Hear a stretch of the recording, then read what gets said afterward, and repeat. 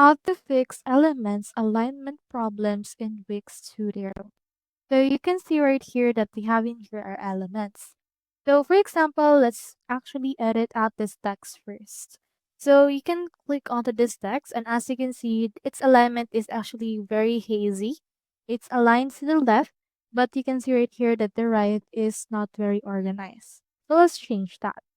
Let's open our inspector by clicking onto this icon.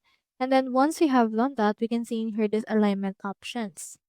So you can see right here that we have align to left, align to horizontal center, align to right, also have align to top, align to vertical center, align to bottom, and we also have in here this align to center option.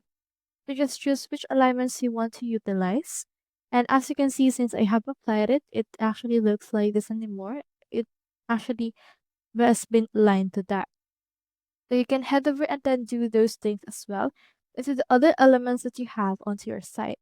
So those alignments that have problems, just head over and then just fix them in the alignment inspector. For this one, let's align them to the horizontal center, and it should be able to be aligned to that part. So that's how you fix elements alignment problems in Wix Studio.